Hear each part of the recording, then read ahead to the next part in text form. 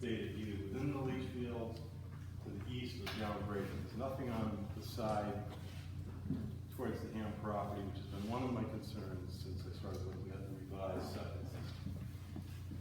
So this map shows, and again, what I've done, because there is no water table map along that property line, I'm representing the water table, regional water table map from Woodward and Kerr, which is the town groundwater protection study that was conducted for the purpose of developing flow information throughout the town. Now, I do recognize this is regional in nature, but I do believe it provides some general flow information. And again, in the absence of other data in this area, I think this is a worthwhile data set to look at. So again, these water table contours that are shown on the map do come from the Woodward and Kerr 2003 townwide, I believe it's called groundwater protection study and maps.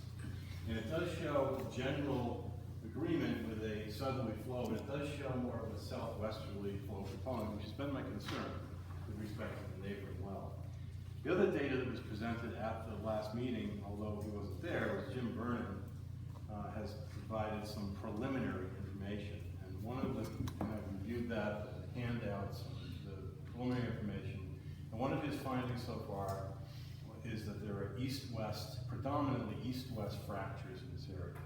One of the things we've been talking about quite a while in the project is that the wells, both the neighboring wells and the proposed wells, are to be drilled into fractured bedrock. And that has different flow considerations and directions than the overburden. Okay? And they are primarily driven by fractures in the rock. So there is a term in hydrogeology called anisotropy, which refers to preferential flow in different materials. Now, Mark mentioned earlier that his read on some of the shallow test pits up here is it's pretty homogeneous. In that case, there probably wouldn't be much anisotropy.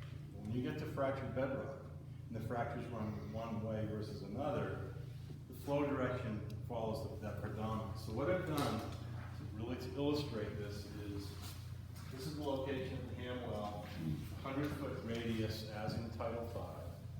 And then what I've done is I've drawn two elliptical protection zones based upon an isotropy of 2 to 1 and 3 to 1. Let me explain what that means. Based upon Dr. Vernon's preliminary data, he's saying that the fractures trend east and west, by the way, as they get up and down in this chart. We don't know exactly how much, but again, with fractured bedrock flow, I think he would agree if he were here, and others, that you would expect to see this anisotropy, which means the flow direction in the bedrock probably doesn't follow the flow direction in the overburden. And I believe most people would agree with me, most hydrogeologists, that the flow has that predominance along with the fracture zone. So, and the way you model this is you look at anisotropy, and you model it, you change a simple, what was called a calculated fixed radius in EPA's wellhead protection manual, which I helped prepare. You then start looking at differently shaped protection zones based upon flow conditions. So what this starts to illustrate is that if we modify that 100-foot protection or using the same protected area, but using this anisotropy, you can see that the ellipses get closer and closer, and in fact do get into that well field. So I'm not saying, just to be clear, that I know that this is the exact capture area to the well. I can also say that nobody else is working because we know where that is. What I am saying is based upon Dr. Vernon's analysis, I think that the simple protective zone of 100 foot is probably not a good protection zone for well and fractured bedrock. And I think that it needs to be oriented, to use another term, more in the direction of the fractured form. And this is a representation of this, which again, I think underscores my concern about that well. I've also included an area of impact analysis, which frankly I had submitted in a prior letter as well, calculated based upon the flow from this corner of the system. Obviously, there's not much room for dilution there, so if we start with a nitrate concentration of 35 milligrams per liter, I was showing 31 milligrams per liter, reaching that protection zone of the well. And again, not knowing what the fractures are precise, because it's impossible for me to say exactly what it might be at the well, but I think it's fair to say that in fact, the fractures are oriented in this direction. There are fractures in the rock in this area that there's a high probability exceed 10 millimeter per liter there for calculating 35 in this area. So we'll stop there on that one. I have one other thing I'd like to present, unless there are questions on this chart before I bring my other one up. Did you just say 31, the 31.6? 31 millimeters per liter at the boundary of the 100-foot. 31.6 was your prior number. Yeah, this is a little bit different because I changed the delineation based upon these contours. I replotted it. And what is it now? Sorry? 35? Did I hear? 31 millimeters per liter. Okay. You didn't say 35. I did not. What I said was, I'm sorry, what I said was the source area, the septic effluent was presumed to be at 35 millimeters per liter, which is what Mass DEP Okay. recommends you use in the nitrogen water. So the other thing that I heard at the last hearing from the applicant was that they were gonna move their wells. And I think this chart, this hasn't been presented tonight. I'm gonna- Excuse me, before I move it, may I ask him just a question? Yes. Since I was not there to hear the presentation on the wood current. So, do you know, Scott, what water table data wood current used to generate this groundwater contour map in this area? I did review that. It's all in the 2003 report. They used a combination of groundwater levels and surface water levels. No, my question specifically in this region, just what are the locations that wells? As we presented on our plan, we have specific monitoring well location and the water level. I'd like to know that one. Yes, I do not know where the well locations were to plot this map, and that's obviously available. I'm sure you read that report. No. You have? No, not yet. Well, Because I don't tend to use it. If I tend to use it, I will. Because I believe our data is much more in microscopic way. It's more accurate and more intense for our site study. If you use it, my question is, you get to understand what data they use in this specific region. That's all. The question, I just want to clarify, you do know, and you can examine it. Okay, so just two responses. One are, yes, I agree, the analysis has been very microscopic, to use Deschaines' term. And that's been one of my concerns. We've been focused on the site, not looking at the adjacent properties. As you may recall, at one point we had a septic system up here. And based upon prior studies, I believe the applicant moved it, in part because they realized after they had done their water table mapping that, oh, maybe it would cause a problem with the well up here. There was no data there either. So I think to use your term, the analysis has been microscopic. There's a lot of data points on the site. Frankly, many of them have been questioned. Some have been deleted. As we heard earlier tonight, some of the data has been switched. So this question, in my opinion, and I believe Steve Smith, who I spoke to about this too, we both have had questions, and I still have questions about the data on site. But my point here is, and I tried to qualify. I'm not saying this is an accurate water table map for the site. What I'm saying is, in the absence of any data on this side of the septic systems, where we have a private well, very close proximity, which I believe Dr. Vernon, Steve Smith, and myself all view at risk. And I believe Steve Smith asked you that question at the last hearing, Shane, whether you believe there was a risk there or not. I'm not sure you answered that, but three of us believe that there's a risk there because of the proximity. And my point is, we need to consider some off-site data. Now, the Shane's right. There are no water level data in this immediate vicinity. I don't believe that means you throw the map out and say it's not applicable. What I'm suggesting is that it does provide some information in that direction, and I think in concert with Dr. Vernon's analysis that we have east-west trending fractures, I think that raises some serious concern about that well. And I think it needs to be seriously looked at. And as I said before, I think water level information along the property boundary needs to be added. At the last time I was hearing, the applicant suggested they had done that. In fact, I believe Ben stood up and said they had done that. When I looked at the map, they still didn't see any water level information along that side of the property. So my point here is, I think there's some relatively good information that suggests this flow in that direction. I think it's a risk, and I think without information, including information along that property boundary, I think you can't throw out the fact that this is at risk. Let me go to the other point that we'd like to make.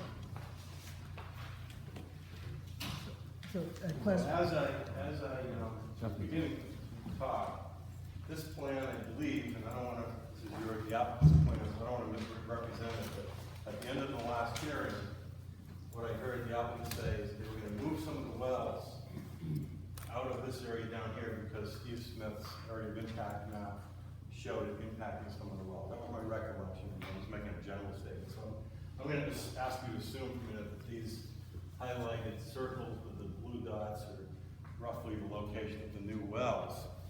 So the first thing that I noticed when I saw that is this other feature, which is highlighted in the plan. This is the stormwater infiltration facility for the roads and the driveways, okay? And the direction of flow, this is a water table contour map this is drawn on, shows flow in this direction, southeasterly, directly towards those wells. The distances are approximately 200 feet from the nearest corner of the system.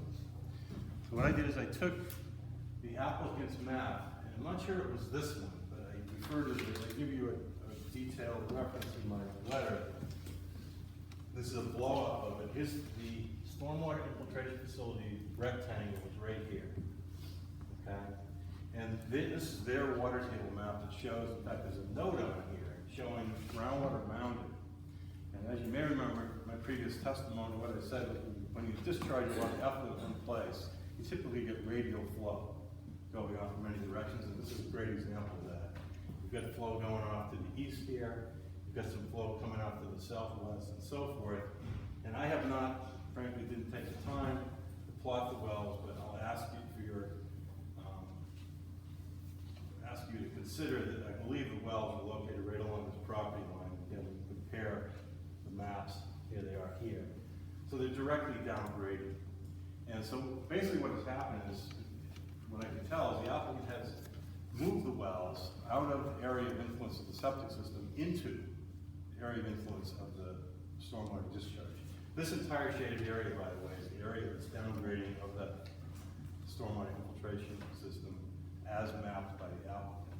Now let me just talk about stormwater for a minute. The system that's proposed is a subsurface stormwater recharge system. It's primarily designed to recharge the water rather than treat it, okay? And as you may know, there are many pollutants in stormwater that pose some serious water quality risks to both surface waters and drinking water. They include viruses, they include metals, a whole host of petroleum hydrocarbons, many automotive breakdown products like benzene, benzopyrene. If road salts are to be used in the property for de-icing in the winter, those would pose a water quality risk as well. Some of these constituents there are water quality standards for, some of them are not. They're health advisories. But so fair to say, and I can provide you as much literature on this if you want, if you're already aware of it, EPA has a national program called MS4 focusing on stormwater concerns. It's a huge issue in the United States. And there are many pollutants in stormwater. Again, the system that's being proposed is an infiltration system to get the water in the ground. It is not a treatment system. There is what I'll call a minimal pre-treatment using a water quality inlet oil gas separator. These have been shown, again, I can provide you plenty of literature, to be not very efficient at removing the types of pollutants I'm talking about. They will trap some floating oils, but they will do nothing to treat dissolved constituents like benzene, toluene, xylene, petroleum hydrocarbons, the nutrients, the metals, the viruses, the bacteria. So I believe that the movement of these wells directly downgrading the stormwater system poses a new public health concern that I would suggest you take into account in considering the development. And I'll be happy to answer questions about that too.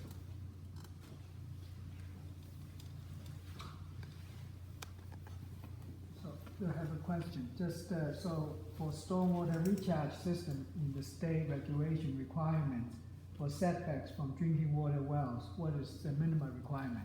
I actually drafted that. I served on the Stormwater Advisory Committee at the time, and what it says is 100 feet or greater distance if a hydrogeologic study shows unique conditions. And I would suggest, predicted this question, I would suggest that a system that's taking this much road runoff, locating it in one place, concentrating it there, directly upgrading from series of private wells that don't pump a lot of water and don't dilute it very much, is that unique hydrogeologic condition that should require more than 100 feet. That's why I proposed that as part of the Massachusetts Stormwater Advisory Committee.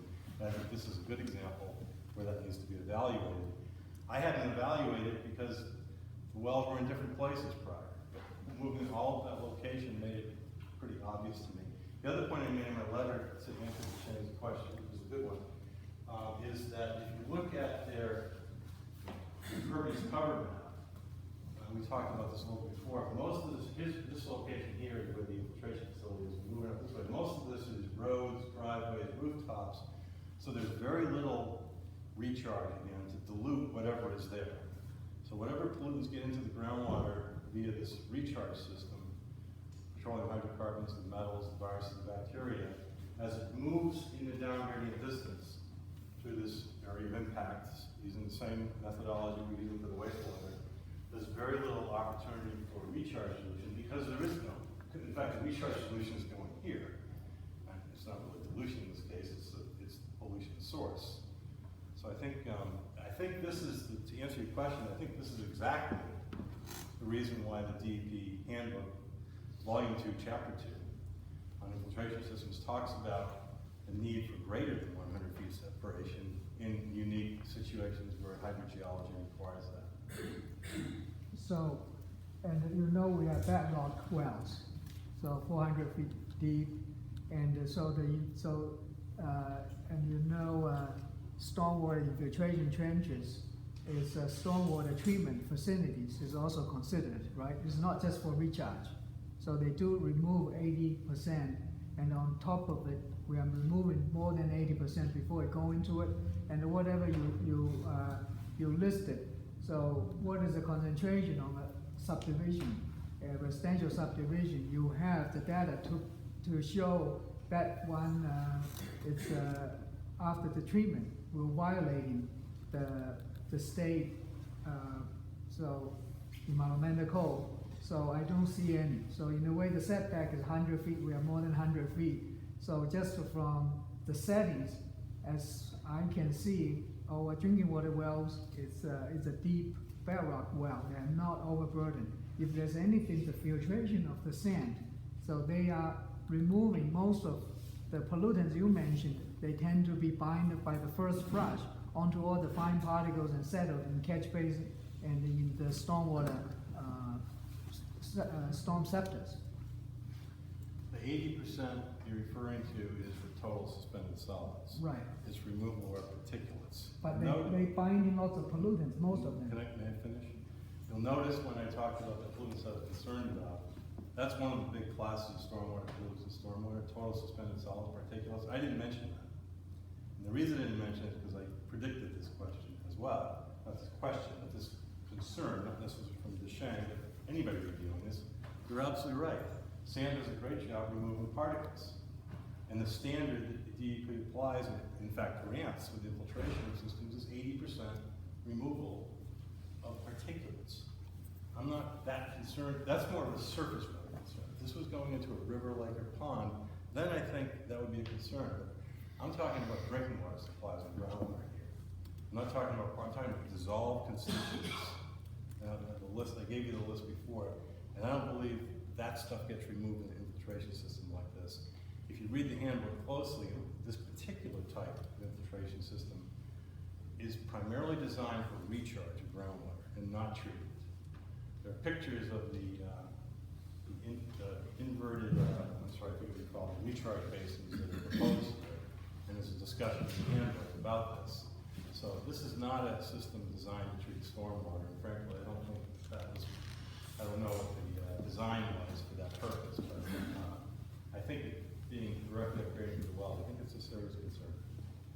Can I direct a question to the audience member? I know Dr. Levy has a special passing. Benzene would still be, I'm sorry, I didn't know what the question was. Please go ahead. in your textbooks on occupational health, benzene certainly wouldn't be separated out as a particulate. Heavy metals, lead, arsenic, I don't know how much arsenic would be there, but it's naturally occurring. Those might all not be removed as particulates, correct? not an expert on the dynamics of the system. I am familiar with benzene, which is a known carcinogen. It's known to be associated with leukemia and probably lymphoma. Metals have their own toxicities and so forth, but I'm not an expert on the system in terms of what gets filtered out or to what level and so forth. And that's why I initially deferred the question, because that was what they were going to ask about. I can make a comment on benzene if you want. There have been studies, and I'll quote Bannerman as one reference who's widely known in the stormwater industry, who's looked at the frequency of occurrence of benzene-derived compounds in stormwater, and has found that in excess of 90% of stormwater samples have benzopyrene, and other benzene, which is not surprising because it directly comes from gasoline. Until we go to all electric cars, I think we're going to see benzopyrene in stormwater.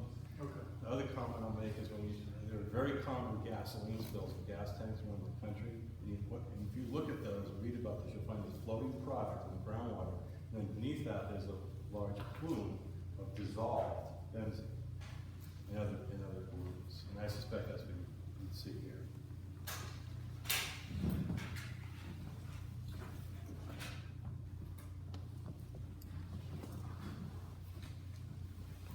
Mr. Chairman, may I comment? Mr. Horsley, Scott, would you mind if I put up your most recent plan? Sure.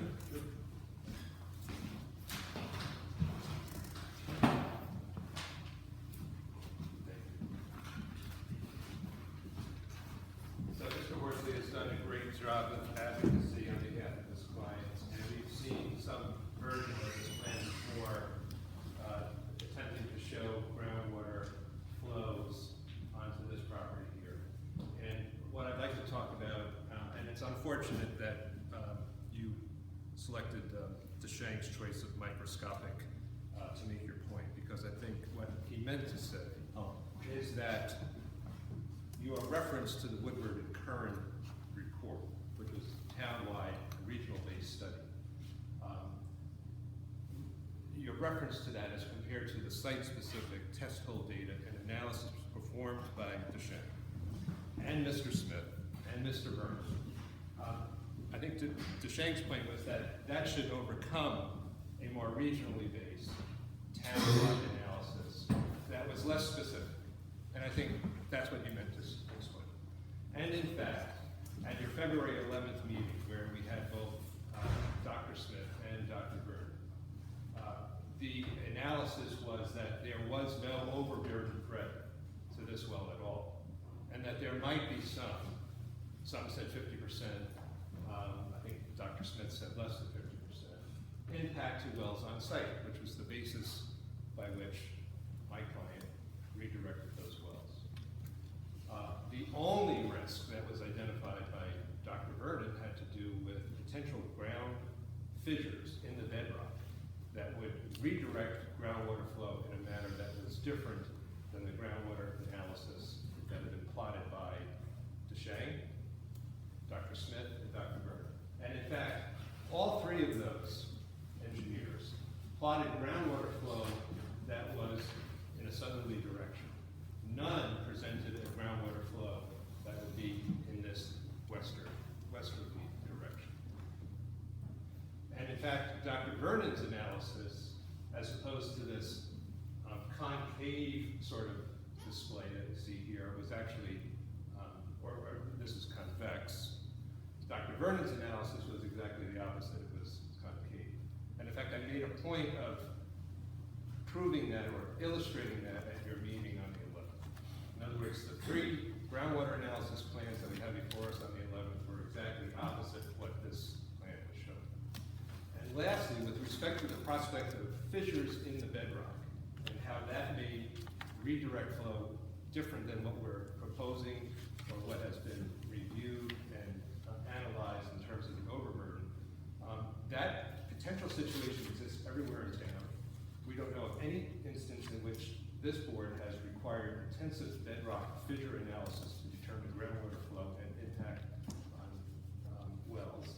And I propose that if you would treat this particular project in such a manner as to require some type of other intensive groundwater flow analysis based on bedrock fissures, there's no history for that application any other project in town. And so, I think the data that has been presented to this board and peer reviewed by Dr. Smith and Dr. Burden shows a picture that is entirely different than this map. And that's what we're anticipating and hoping that this board will react to. Follow up on the stormwater, since I designed. Actually, can I just respond to that? We're going to talk about stormwater, please. Can I just respond to Mark's? Yes. Well, Yes. well, I don't remember it. Again, I think you make some good points that I don't disagree with. I would say it differently. I think that all the other investigators, Steve Smith, Dr. Vernon, Shang, have relied on, I think their memos and reports say this, on-site data to do their analysis. What I've been trying to say for quite a while, maybe I'm right, maybe you're wrong, I'm gonna keep saying it because I believe it, that because of the proximity of these systems, and I might add, relative to Mark's last comment about you don't require this kind of analysis elsewhere, I think it's, how many 8,000 to 10,000 gallon septic systems your board has approved within 150 feet of a drinking water well. I suspect it's a relatively known number, so this might be a bit of a unique circumstance. But my point has always been, and still is, we don't have any control over it. We have the resident who is here tonight, it's very concerning. And we have the well and fractured bedrock in close proximity. So I think that in the absence of data down here, and I think I said this during my presentation, I want to make sure, I'm not suggesting that this data replaces the data on site. What I'm suggesting is the regional view suggests a southwesterly flow component in this area. So in all of the water table maps, or I should say the data stops before you get there. So the contours could come down with the current, which would be consistent with what the current map suggests. And as I said in my letter, we did present some water level data, albeit a bit old, 1986, although I'm not sure groundwater levels have changed that much since 1986. They do go up and down. But I don't know if there's been a long-term trend up or down in the town. I did present some data at the location of the leaching pit here too, which also supports this gradient flow. So we have a Woodland current map, we have the test pit water level data on the Ham septic system, both of which support a gradient. And again, just to be clear, I'm not suggesting that these water levels in this part of the site are very accurate. Mr. Shang makes a good point. They're not based upon any data. What I am suggesting is, because there is no data over towards Ham's property, why don't we use this? Why don't we at least consider the water level in the Ham septic system to suggest that all that stuff suggesting it is going up? And analyze that and make sure we don't have a problem. That's what I've been saying. Well, I think I made a point in one of the hearings where the data that was presented, the lines do stop on the very northerly end of that initial part of the septic field. And that if you continue the arc of that line, again, there's lack of data, but if you continue the arc, I would disagree that it's completely different. I would say it's very similar, but again, we don't know. If I may clarify. Wait a minute, Mr. Ham. Since we are talking about this back. Thank you for recommending 257 Washington Street. I'm the subject of the wonderful graphic there. My point of view, first of all, is that if there is no, from what I've heard, and I'm not an engineer, but there's nothing I've heard so far that suggests that there's no risk to my well. All I've heard is several experts suggest that there may be an impact to my well. Another issue for me is the concept of time. Well, as long as you say that there's not going to be any infiltration, that yellow plume that was in one of the graphics that the applicant generated, that represents to me more or less a point in time, but it doesn't show anything to even suggest that would be no impact on my well. So it's very difficult, and I guess that's what you were pointing out, that if there's an absence of information, then what are we dealing with, and how are we supposed to make a decision? In this town, all the wells are 2 acre zoning on my side of town. So the septic systems were designed around 2 acre zoning.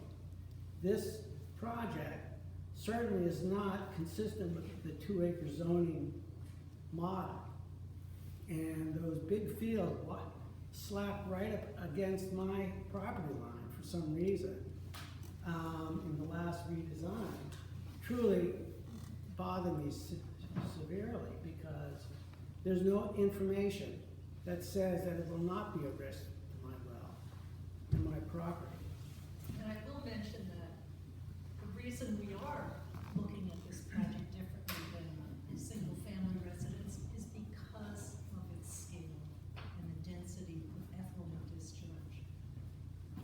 I think to not look at it more carefully would be irresponsible on the part of the Board of Health. And again, go back to whatever that little excerpt from DEP's regulations or guidance talking about looking at systems between the 2000 and then 9999, after which they will regulate because they're large, but they're recognizing that larger systems based on this kind of technology carry with them different risks, and we do rely in part on septic systems on private properties. We're relying on dilution. Frankly, the dilution is part of even the nitrogen loading mass balance is the assumption of rainwater and stuff getting diluted and how much it's going to travel and it's going to dissipate and how it's going to change. So dilution is not the solution, but it is assuming for a lot of things. And in this case, we've got a lot of stuff that's meeting up with an amount of groundwater that would typically be handling 1/32nd of that amount of flow. So that's why we're looking at it. And then when I think about it in terms of, okay, to me, and I find just the shape of the circle is interesting because I've never seen that in the groundwater. It's always the round circle unless you get to a zone 2, which is a whole other study and zone of contribution. But it speaks to the idea of we've got a very contaminated volume of water flowing along up here in the overburden, and we don't know exactly where the fractures are, and I agree that we probably never will know exactly where those fractures are unless we get some new kind of technology to evaluate that. But they're coming up and they're meeting and they're intersecting and drawing, or potentially likely drawing from that contaminated fluid. So we need to think about it and whether it's flowing in the overburden directly towards these wells to the side. To me, that's not the main issue. The main issue is what's going to happen. It's interface with the bedrock and it flows down the cracks, and from what we've heard from the various hydrogeologists, it's going to flow very fast in those cracks. So, and it's going to be exacerbated by the pumping of those wells. So all of those things, it's not, I forget what the words you were using before about just trying to make it scary. It's not scary. It's trying to acknowledge and anticipate and not do something idiotic in terms of drinking wastewater effluent and do the best job we can, which then I'll circle back to some of the issues of if we keep looking at the water and trying to guess what's going to happen, why not address the source of the problem, which is either the magnitude or the lack of advanced treatment and cleaning up of this wastewater effluent. So, Can I make 2 points to that? There has been some testimony or some experts stating that the fractures seem to go east-west, like Mr. Vernon from Novus, and the hand well is west, some portion west, whether you call it southwest or west. And the other point I want to make is the gallonage flow of the wells that are in the neighbors is such that he's stating that basically there has to be large fractures in order for these wells to continuously pump out 8 gallons a minute. And the other thing is that even though there were 3 scientists who presented data slightly differently, there was also acknowledgement of a couple of things that probably accounted for some of the differences. And one of them was that the data from your test pits is basically overburden data, where the USGS data is from the groundwater. And then there were some areas where there was calculation, estimation of data, and not actual true measurements. And so all of those things lead to variability in the data from the presented scientists. And although they definitely had some differences, it was also acknowledged at the meeting among them that in general they all agreed that there were significant risks, unfortunately, from the information that was available that made it not possible to quantify because it's really hard with some of these, variables to actually get hard numbers.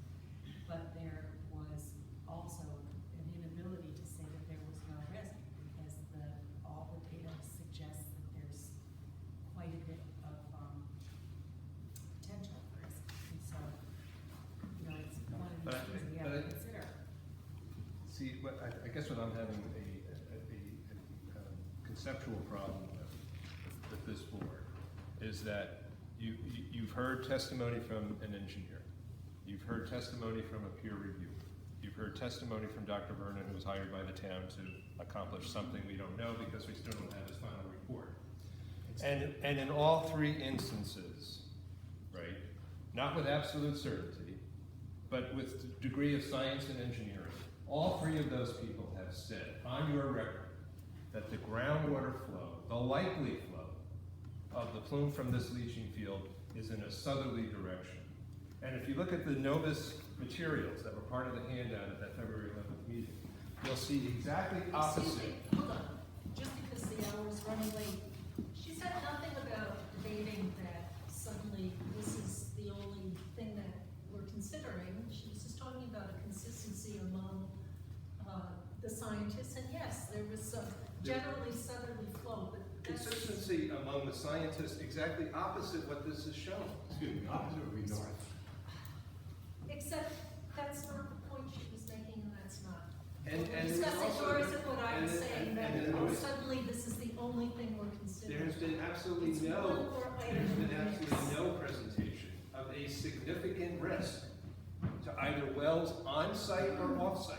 Hey, Mark, opposite is this way. No, excuse me, so Either I'm on-site or off-site, there's been no testimony by Be a either scientist. Dr. Vernon, Don't be a yes man, be a No, scientist. I'm just by either Dr. further Vernon, questions from me. or by Dr. Okay, Lang, hold on. or by Dr. Smith, that there is a significant risk to any of these wells.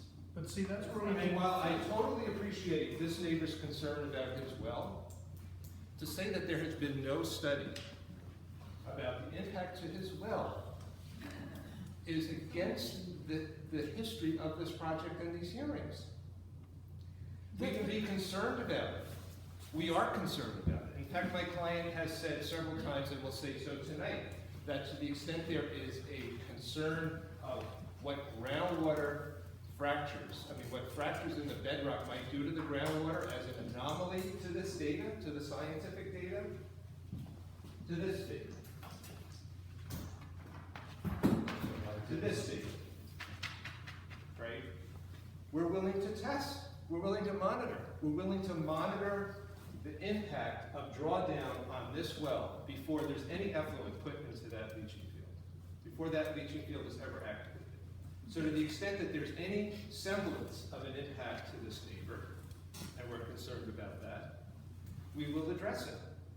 We will monitor We're it. talking about the counting quality Well, of excuse me, so it seems that I'm the only one really that quoted the hydrogeologist, really did the study, and I think that somebody is trying to quote him, and this is my word, I said there's a significant impact here, I'm here.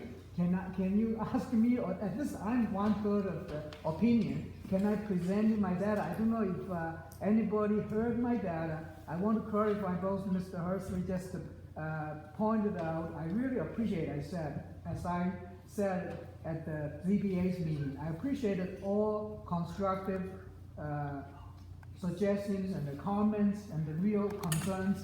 And if we're looking all the way through my hydrogeological study, and yes, we did many wells to the truth, and maybe followed any textbook we can do, and to find out the truth.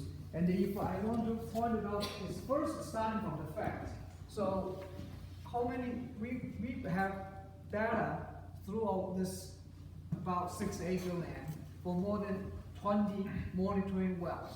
Okay, you can argue, say we didn't witness it, we didn't measure it together. That's another issue. If we don't trust the true accuracy, and I acknowledge it, we make mistake. I'm a human, so that's why through all this process, we're trying to check in on the data again and check in second time. We monitor through for several, for more than 2 years of the data. That's what I'm just telling you. What's the facts over there? That's starting from the facts. And regarding the monitoring wells. So we are liking within, if we're looking at test pit 3.1, A3, 2.1, 3.2, that's all within about, so less than 50 feet, some of them is only like in a 10, 20 feet. So we have all the wells around this range. It's not, we don't have it. So compare with There's no data from those wells. No. There's no data. There's no data. We have data, okay? No. You have one data. I'm explaining that. We have a data there. We have a mixed labeling. We didn't. No, that's We different. didn't miss. That's Can I finish my 2.3 and 2.1. presentation, please, sir? Okay, I will answer your questions. So the data is marked there. You can hire your surveyor to check in if that well is there or not, okay? But for fact, for my engineering ethics, we present it as much as we can. That's what I can tell you. So we have all the data. We have how many wells is there. Tomorrow we can check it again. That's not an issue. And again, so that's from the data perspective, okay? We measured it. So the town only required for certain time, but we continuously, for 2 years, regularly checked the data. Every single data we put on there, you can say, oh yeah, you correct it, and so filter method is one of the methods corrected. So as a hydrogeologist, because some of the wells is a progressive around the way to address people's concern, we put in new wells. After we put the new wells in, we want to see the consistency in the past, because you cannot go back to measure it. Scientifically, you can correct it. Okay, so that's not an issue. That's why I'm telling you what I did. I don't want to say I measured everything. Whatever is said there is truth. Okay, so and then we turned it out. I appreciated Mr. Lessers pointed out, say, yeah, we see the wells label in the field different from your plan. I went back right away and corrected. So when I find out that labeling was inconsistent, so we check in that data and we put in the latest point over here. And we have so many size specific. If my English was wrong, I could use a microscopic compare with the global macroscopic. So I apologize for it. What I'm saying is our study is size specific. We also did checking on the neighbors well. It's not because we cannot use their data because we cannot get their water level. But in addition to it, we're looking at the topography. So, Mr. Horsley, you can disagree, but in general, everybody you can go talk to any hydrogeologist. Groundwater overall topo. If you topo the the contours of groundwater, in general they follow the surface topography. In general, okay. I'm not saying if you have fissures at a specific for this kind of sandy gravel soils. They would be very inconsistent, follow the topography without doing, I don't know how many. I never had one really breaking the topography significantly. So that's what I'm trying to, and then if you look in our product, there is a trough over here. Originally, because of the error of the data, we see that trough, even though Mr. Smith questioned that trough kind of severeness. I questioned that too, but unfortunately, I didn't find that error until recently. So that's what. So, but it is still show a trough. That's why I say that is a trough. But if you're looking at after this error was corrected, this trough is fairly consistent with the topography chart. Okay, they flowing toward that way, and so all the water we going, if you go look at it, it's basically water flowing to the valley, going down to the wetlands and follow it. That's the pattern. And if you look in the wells, Mr. Ham's well, there's another ridge between our leaching field and his well. Okay, that's what I'm just telling you the facts. If you don't see the facts, of course you can argue for anything. Mr. Wang, Yes, on A3, can you just point to it there? A3. Yeah. Were there not discrepancies of 171 to 175 feet? That No, what? discrepancies were pointed out at February No, 8th meeting. A3, there's no discrepancy. A3, a groundwater of 171.5 versus 175. No, that's a DHT 21 and the 23. Okay. That two wells labeling was shifted. And the That one was swapped. closest test pit to the Ham property, DHT3-1, estimated seasonal high groundwater below 175, but that was not used as 21 is the closest probably, and so from 175 from the feet elevation. seasonal high groundwater, but this was not used as a data point. The seasonal high adjusted one, when you plot in the contours, as Mr. Smith was here, the best way is to you monitor the data the same day and using that data to plot it. If you using any corrections, if you have on-site well nearby, and the one well have a continuous long-term data, and the one you don't have it, then use your on-site well to correct it. It's a more accurate way from science than using a well like in Wayland or Dover or anywhere. Okay, all my corrections, I did some very minor correlation using the on-site nearby well, because from the science, it's the more accurate way to do, and when we do that, it's because we want to get a better understanding to making the data more complete. It's not just trying to making the data. So that's a different, totally different. Okay. Okay, so So let me from my finish. perspective, we've been through a lot of this, we've seen the analyses of all the different people, they've used your data, they've plotted things, we know that, this is a different take on it, it's just in the mix of possibilities. And we've seen everything else that has been built off of the data that you've collected, that, has tails going off in different directions and some of the slight variations in the. That's why I would like to present you the data, because after we correct but it, we've you looked haven't at never the- heard of it. No, today we submitted, but you never asking even us for to presenting the corrected data with the well we mislabeled it, or in a way was confused. So we submit this one number, which is the latest and to the most accurate one we should look at it. So if we just totally say, why you bother even to do it? So we correct, you're asking us, is it wrong? We checked it out, after we correct it, we report it. And then we submit that one, we analyze 3 scenarios for the most possible prone advection or propagation to the downgrading.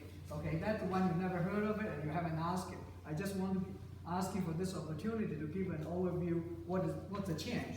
So if you look at the changes, this is the one is prior to the correction. I put it on the 2 boards. So like this, let's look at the facts from it. So this is a plot before this wells was swabbing, and so I have to give the credit to Mr. Smith because he feels that trough is too big. He said, take it out, and I say, well, even though I'm reluctant, I have to tell you, but I still take it out because I feel it's more conservative as I presented in my report and at meetings. So that's the one previous to we find the 2 wells was swabbed. So if you compare these 2, there's no significant difference. And I added another scenario. So basically, Mr. Smith had that one thing different, have that dog tail wagging, is because he assumed the wetlands was not hydraulically connected to the groundwater table. Groundwater, if you all remember, at the ZBA's meeting. And he generated one would go to the east. At And- low groundwater. At low groundwater, yes. But I went there as a wetland scientist. I did extensive soil study and fragments vegetation. And this wetland, if you look in the green So there's a green area. So they are groundwater discharge wetlands. But in order to support the marsh wetland, the water has to be within 2 feet. Otherwise, that wetland will not be there. And as a fact, so when you have a sand and gravel around in that wetland, the surface water contribution to making that as a wetland is almost zero, okay, in long term. So that wetland has to be groundwater fed. So that's reason number one. And second, so reason number two is, if you go there right now, you see the water is discharging now. It's just a fact you can observe. Tomorrow I will take Mark and he can look in himself. And in the dry season, the same thing, there's still moisture, and if you all the way down, so 16 inches, it's saturated, so you know it's connected. And as a conservative assumption, I assume when even if you're looking at when the water in the wetlands in the dry season or low water, so when the water in the wetlands, if you assume it higher, they have more danger to pushing that plume east. Am I right? Because when the water here is high, it will go to that way. If the water is low, because they follow this wetland intermittent stream, they go west more, southwest more. So we did two scenarios. One is assume this wetlands, even in the summer dry season, is still to the surface. I plotted one, you can see that. That one is this blue line. They tend to really go to push to the east a little bit. If I assume the water table is real, more realistic, because I haven't get to measurement, so since we did the study, so 2 feet down, which is the maximum range from my soil analysis would be. So you will push the plume a little bit west, but the envelope, so no matter how the tail working here and there with other things, we generated the entire plume, and that plume, the data, our septic system is within our monitoring data in general. So even, yes, I agree, we don't have the data here, but if we say to the most reliable scientific probability, I can tell my contour map is more accurate than the wood column. I'm 100% confident I'm accurate on that, okay? But on the other hand, you say, and I have stated, so based on my studies, the two wells, just from the overburden impact, aquifer, there will be no impact. That's my word. I cannot speak for other people. They can still say there's an impact, but at this, I have to testify on court or here.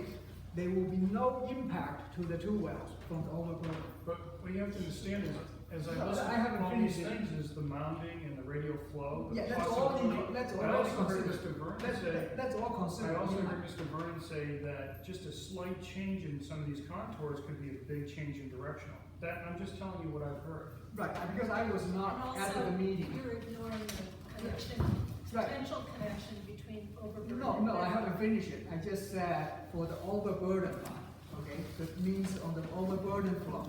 And for the fracture one, yes, you can have the fissures underneath, and at this point, I'm not as good. My eyes are at this, the technology I have using the ground reader, they cannot detect all the little small fixtures. So, and on the other hand, even they are. So in general, if they are connected, so means they have to follow the same hydraulic in general for the hydraulic head to go in there. It's not, the hydraulic head won't be that big. And if I remember, Mr. Horsley stated, those single family house wells, they are not going to draw down significantly. If I remember right, and that's my experience too. So it means they are not going to have that much hydraulic gradient toward this well. Okay, that's just, if we go there and look at it. So the overall, the major hydraulic push is still going to the south. So how do you respond to the point that there must be fractures, bedrock fractures, to have an 8 gallon per minute, real time, real number, and the neighbors or neighbors? I don't define it. I say that there is a fracture definitely down there. When you have like in a couple 100 to 300 feet of a well, definitely is one point you have it. But our soils, aquifers is about 20 feet. So in that depth, and that fracture is probably because what I can tell, if they can support that flow, it's probably unlikely really coming from here. When I say that, because if you have that flow for that fracture, they coming that close to it, that flow definitely will change the pattern. But they can come in from anywhere. That Mr. Horsley just presented one is one of the options coming here. I do deny that, that's a possibility, but then that joint is printed. You can have 360 degrees, he didn't draw, okay? He drew the one possibility coming here. So if you analyze the possibility of 360 degrees of axis, so that's only just 1/300 possibility coming from here. I agree, we don't know, but we heard that there's an east-west fracture. There's an east and west, there's also south. No, north the and south. disposition, factual information. You're I guess- basically I guess. getting Is more it- than one just- degree that you just I- mentioned, but anyway, I don't know that, we have a lot to do tonight because there's a deadline we need to meet, and we've gone over these a lot. I feel satisfied that I've absorbed, If I could just presentations, but I just want to clarify one thing. The east-west fractures are from other ledge spots in town. The Yeah. photo, Yes. the photo lineaments of this site are actually north-south. That's correct. If you're looking at the link, It's actually, right. and both, that's not exactly what the photolineament analyst said, but we'll leave it That's for on him his for the plan. ZBA. okay. And just to clarify a point, neither Dr. Vernon nor Mr. Smith said significant risk. Mr. Smith actually said moderate risk. So I just want to clarify. Well, I heard 50%. Excuse me, from my well, moderate is enough. I understand that, but in order for accuracy, no, I'm talking about for the abutter well through a bedrock fracture, both Mr. Smith, I can't remember if Dr. Vernon addressed it specifically, but Mr. Smith said there was a moderate risk to all the wells, as there would be to any wells in town, from any project, any septic, anywhere. And that's what he said. Yeah, I even the still single think the family. magnitude of this is different, and, okay, so Madam Chair, Leo, can I you're- make just a brief comment? Just because I think the attorney for the developer has done an excellent job being an advocate for his client as well, as he's suggested other people have done for their clients. The concavity that he noted in the other groundwater contour maps, a lot of that concavity is actually attributable to the fact that those DHT 2-3 and DH 2-1 were reversed. So there was a valley that Shang thought actually should be there that actually isn't there, because if you flip them, the one that's closer to the Ham property is actually a little bit lower. And the other thing I'd like to point out is that it's been alleged or characterized that Steve Smith's contour maps had no convexity. That's not true. Actually, actually at the northern edge of the property, there was a suggestion of some concavity there, or yeah, is that right? No, convexity. And actually, Dr. Quinn in a hearing a couple of hearings ago noted that, and they discussed it, that there was a hint of it, and then it sort of gradually flattened, and then became north-south. So again, in the absence of data, there is no sort of definitive proof one way or the other, but it's certainly not that there's 3 hydrogeologists saying it's going that way, and then this over here is saying the other. I think what everybody's saying is there's a lack of data along the property boundary, because except for DHT 2-1 or 2-3, I can't keep straight which one's closer to the Ham property, none of those other wells ever produced any data, because they dug down and they didn't hit groundwater. So there is no data there, and what you have is a potential for some southerly flow, I think that's obvious, but also some westerly flow. And the question is that, or the issue is that we just don't know. And so all of these are in the range of quite possible and something to be worried about.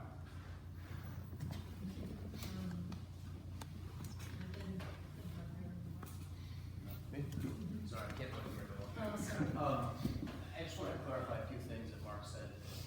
Mark made it seem like this unanimity of opinion in terms of groundwater flow between all the hydrologists, and it simply isn't. We've heard, I mean, at the second to last board call, the zoning board meeting, Steve Smith's contours were different from Tony's contours, from Shang's contours, and of course Scott's contours were different as well.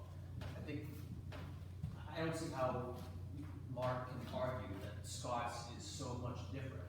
In fact, the opposite, to use his words, from the other hydrologists. It's simply not. It's southwest versus south. And if you look at Scott's,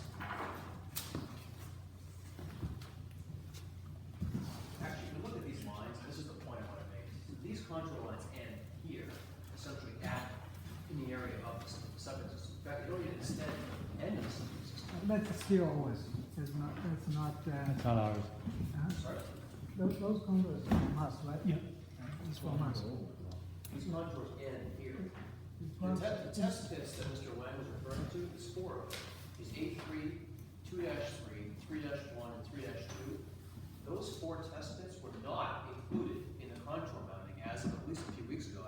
Perhaps something changed last week, but as of 2 or 3 weeks ago, they were not included in the contour mapping. So I have a hard time accepting the argument that there is data, groundwater data, in this questionable location. Simply I isn't. actually think maybe some of the people have been poring over the data. I think there are very few data points in there that were actual. Was it 5 or something like that? It's not a small, that's a lot of data from hydrogeological perspective. And A3 if you count it. For such a small area, 5 wells. All right, And just to so, finish, if I may, if those 4 pits were included in the contour mapping, Scott has opined that that would result in a curve in this direction, which is consistent with the Woodland current analysis. and that was brought up, because when there was a conflict of data, here supposed to be a conflict, people, I don't remember whether it was Elmer or somebody specifically asked the hydrologist, and they said, no, we actually do agree. They agreed in principle, they just had specific details different, and they also acknowledged the fact that we're dealing with data from the overburden because of the lack of data to the groundwater, which is different, because it's an estimated data points. Sorry. Please. I just want to briefly add on to what Dan said, because I, perhaps rudely, and I apologize, stood up when Mark was talking, and I wanted to correct him on the opposite. I wasn't doing anything difficult, but I think it's an important difference, because, and I think, as you indicated, Dan indicated, this flow direction is different, but it's not drastically different. In fact, you know, we use the term opposite would obviously be, I don't think you really meant that, that's what you said. And I just want to make sure that people are understanding, this is about a, 25-degree different direction of flow, which is not dramatic. And again, I think one of the other experts, I forget what it was, Dr. Burns, indicated the same thing, that's not uncommon. And again, I think that there is a lot of data on the site. I don't know the exact number, but there were something like 30 or more points at one point on the map. The email that Shane sent at 10 p.m. on, I forget the day, had a list of 12. I'd like to try to plot it, so I remember the 12, so I should go through them. So the number of data points, the locations has been changing. And frankly, I think that the level of detail shown on some of these maps, and was the Shane who showed these, the number of those contours, I don't know how many there are, but just 40 contours. I don't think you can get that from 11 to 12 wells. It's just, it's reading more into the data that is there, in my opinion. This is we could argue about that. We don't need to. Didn't Michael Lester point out that it was a linear, some number of those were kind of linear? I heard that right. Didn't you say there was a number of the wells that were in the same kind of a contour? Yes, I heard you. Right, but in the end, the general point is that, right, there's a limit to how many contours you can draw based on the, is about whatever, 5, 7 data points in the southern part. But it's all about, right, there's a precision that isn't there when you draw some of the lines. Madam Chair, Can someone tell me what the time is? the time is 9:11. Madam Chair, if I can just for the record state that back in April of 2014, there were only 4 monitor wells available for viewing. They did 6 deep holes, labeled 1, 1, 1, 2, 1, 3, 2, 1, 2, 2, and 2, 3. When we went out, and that was mid-April, when we went out to read them, Deschang only put in 4 monitor wells. It sounds like there's 20 now. So it looks like tomorrow I'm gonna be collecting quite a bit of data that was not available to me. I just want that for the record. Yes, so there's one thing I just want to comment on was just Mr. Horsley just commented on groundwater, so I guess, Mark is attorney, so he probably say opposite is not, it is, to me, it is a dramatic difference from the Woodward, contour map and, all our contours. Yes. So, what I want to point out is, if you're looking at here, we have a ridge here. If you have the water climbing up on the ridge, to me, it's against common pattern of hydrogeology study.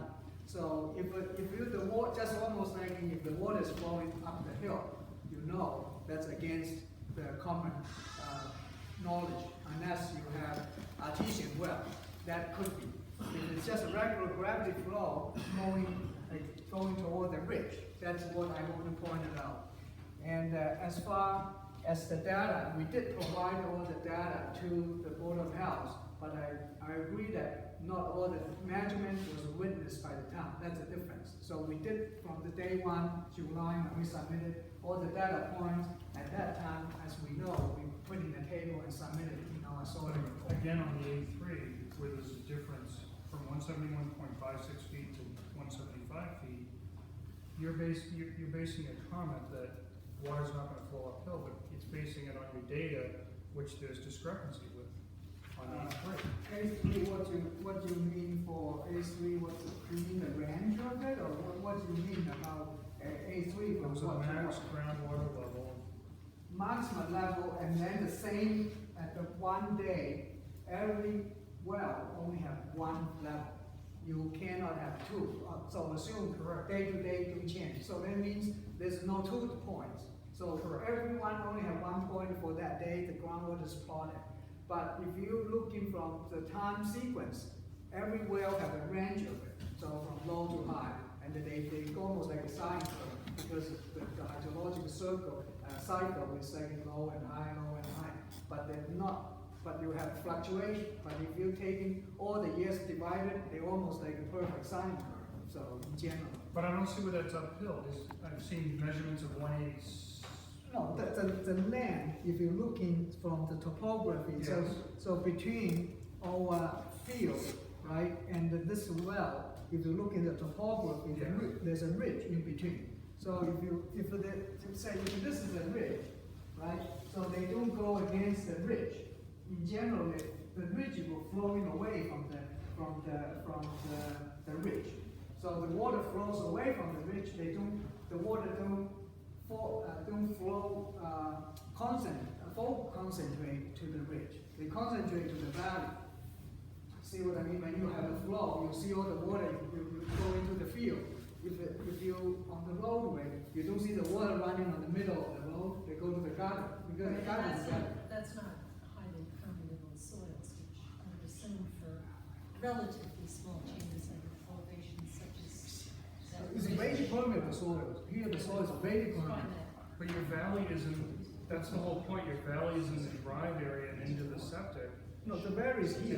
And then yes. The valley is here, so it means the water is tend to be flow toward the But valley. then, that's the whole point that everyone's making, is that then there seems to be this tendency, whether it's Mr. Horsley or Mr. Stevens or Jim Smith, it seems to come this way. It just seems to, so it's not, it doesn't just stay a valley and then that's that. Then there's this curve back, and that's the point. Over here in general, right now, if you're looking at the correct one, the one when prior to this one, because we pretty much eliminated this one, we have 3 more correct data points, okay? A3 and the 2-1 and the 2-3. Because 2-1 and 2-3 was reversed, so it means previously when we do it, 2-3 was taken out. Mr. Smith just throw it out, and for the same reason, A3 was taken out because that point forming a very sharp valley chalk. You say it doesn't seem like it fit this topography, and I kind of agree. But I say at this heavy chalk, then just the past couple of weeks, we find out this data was shifted after we reversed it to the right sequence labeling, and all the 3 points become valid, and they added much more valid points there, and then it's working. I don't disagree with your trough, I'm just saying what comes after, that's all. Point of information, not taking any sides, I'm simply asking, point of information, do you need to make certain decisions by midnight? Yes. It's being, Yes, I would and, like to. I'm just raising that to make sure that you have an opportunity to do whatever you need to do by midnight. Okay, so I just clarified that. Like to,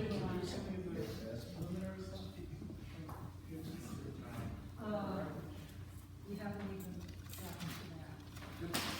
So, Or is this extended to Wednesday night? I guess the question is whether, to go back to that issue before with the data confirmation, whether right, I would continuing to frankly Wednesday. just rather, we've talked about this over and over again. But I think when you do And this into part of it practice, is risk perception. You have We an want to get a project in, we want to contaminated water. So it's- the question is whether it's anything tonight, whether you want to do preliminary stuff. Right, so for, and you're falling on top. No I one's- can't hear.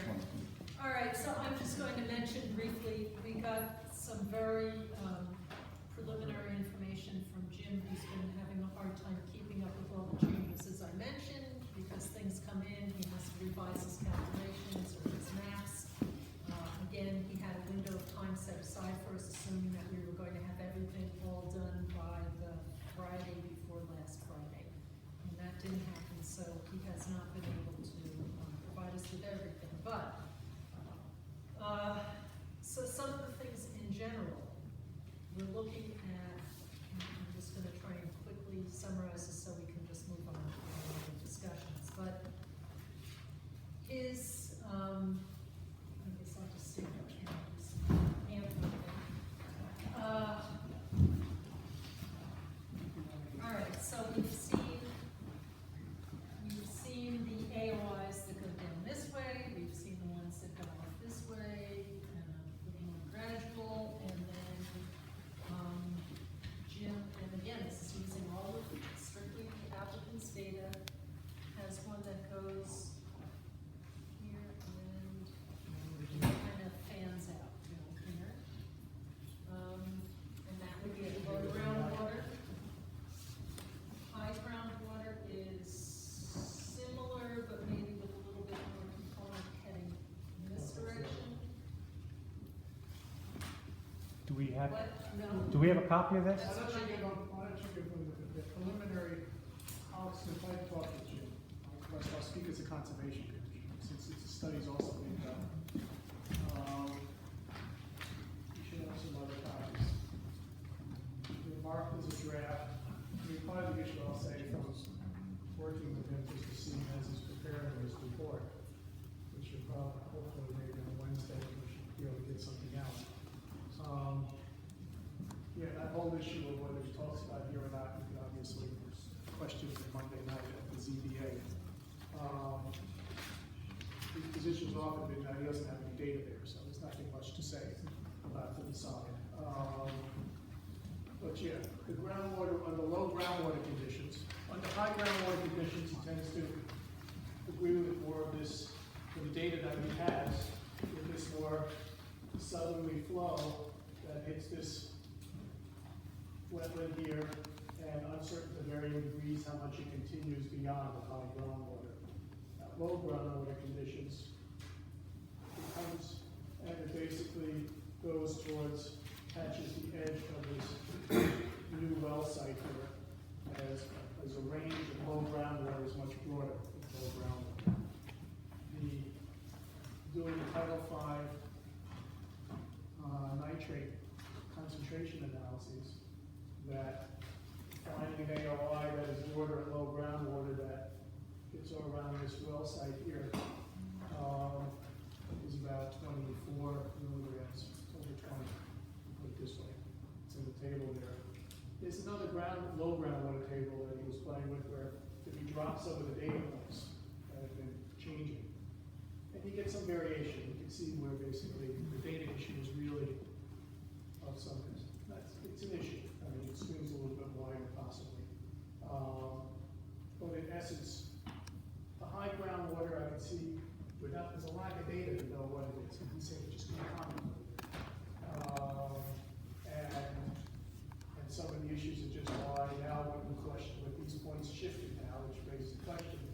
we're sitting around and have time and question, why is data 1.1 so high compared to the others?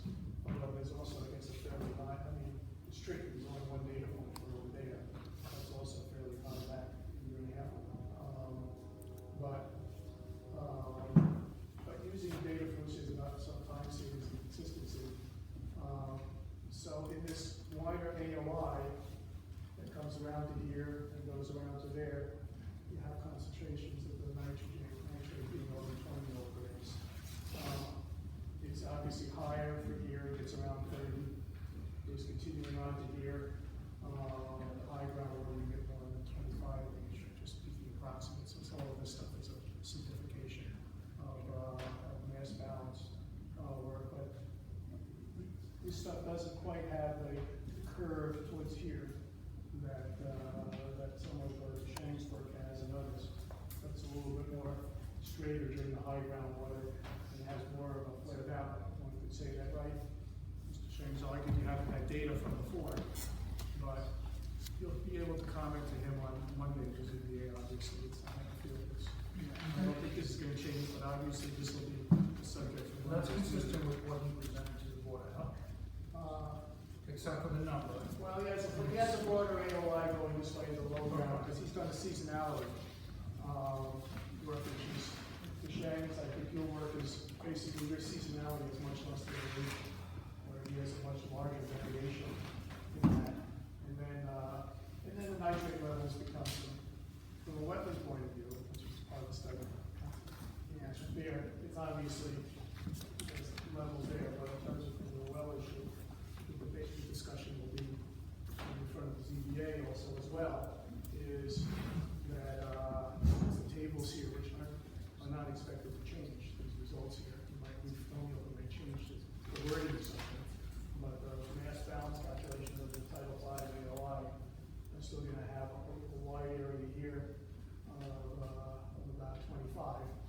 And when you look at the map of doing these kind of mass balances in AOI, you include the whole site as a recharge option, and you still get well over 10 for the whole site.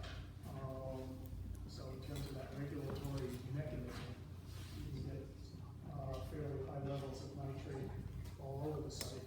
Just a matter of getting work done on the contours and whether it catches over there. That's what it's in those. That's it in there.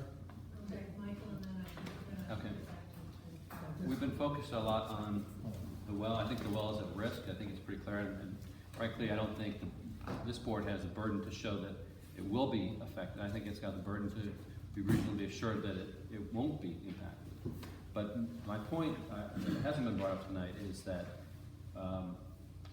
because this sign flow is over 2,000 gallons per day, the board has requested a mass balance analysis, and part of that, in section 216, the guidelines, shows that the concentration of nitrogen exiting the down gradient property boundary has to be below 10 milligrams per liter.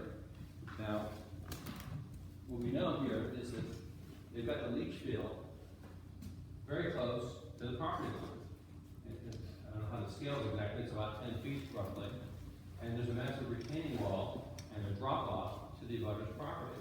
So in the absence of having any test wells here, we have other things to go on that would suggest that there's a component of westerly flow.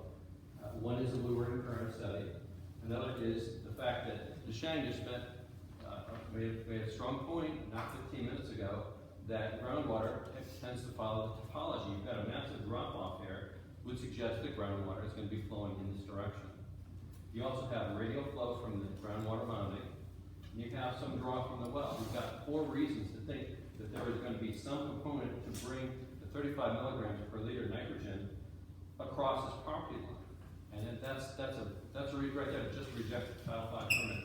We also know from these, now a lot of these areas of influence don't seem to be extended to where they reach 10 milligrams per liter dilution. But if they were, I mean, Jim Vernon showed last time that there's a well across Whitney Street that's at risk. You know, he showed it going into the second wetlands at Dirty Meadows at 26 milligrams per liter. And if you just kind of extrapolate, you can see it's gonna be it's gonna probably be in the 20s, but certainly above 10 as it exits their property boundary all the way down here. And it's gonna continue south of Whitney Street. So there's plenty of areas here where it's crossing the property line presumably at above 10. So I think you don't have to show connection. I think there's a compelling reason that the bedrock fractures will bring it into these nearby wells, but it's certainly going to be across the property line. I think you have to. I think that's pretty compelling. That it's that close.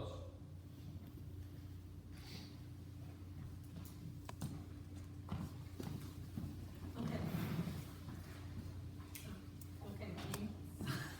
Okay, one last question is, I have to address to you, but it's really to Ben, which is, Gene, 257 Washington Street. I was at the Board of Health today, and I was looking at documentation, and I saw the revised plans that the applicant had put out. And it says, a butter's well will be monitored 4 times a year. And that's what it says.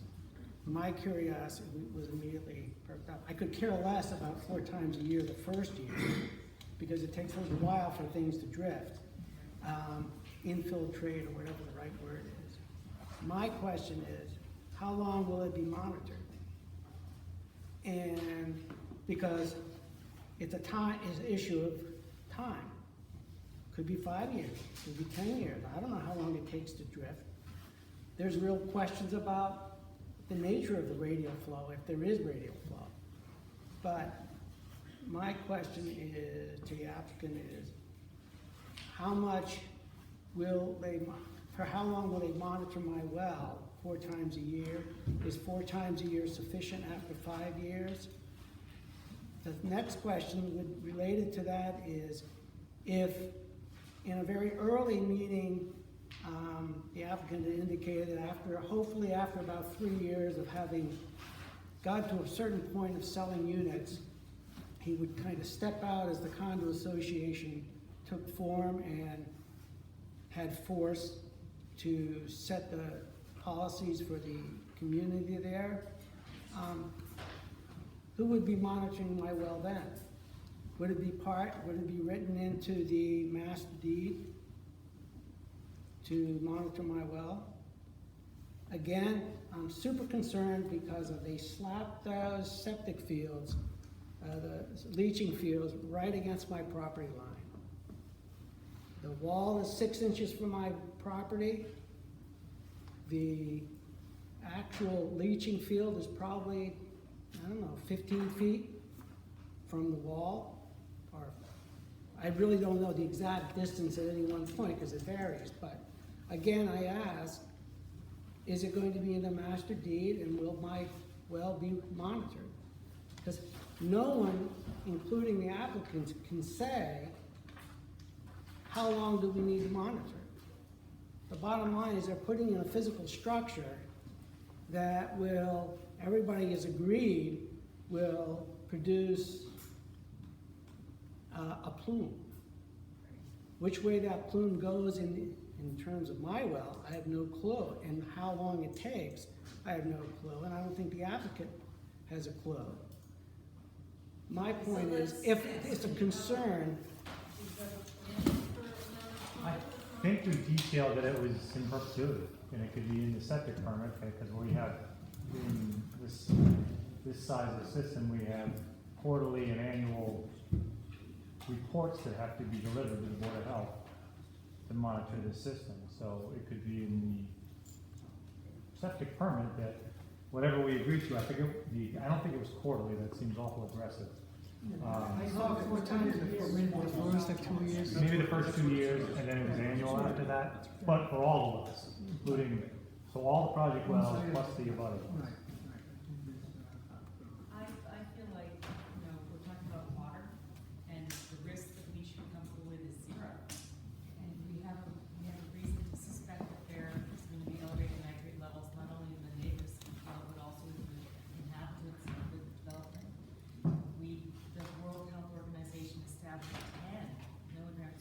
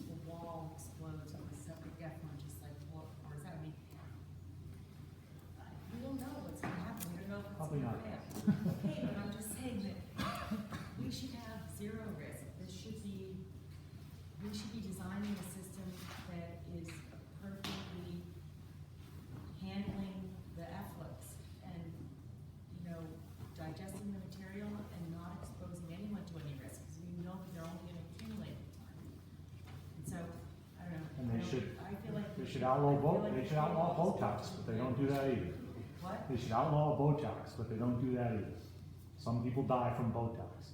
So it's, there's inherent risk in walking down the front wall. You don't give Botox to somebody walking down the street. 'Cause I'm just saying there's inherent risk with Those everything. people choose it, and we are responsible to prevent this. These are innocent bystanders, these aren't people who are saying, will you please put some nitrogen in my well? You know, I mean, these are people are not asking. We absolutely know why we're here. We They're know, asking not to do we it. know why this board exists, and what we're asking you to do is to conclude your mission. That's all we're asking you to do. Madam Chair,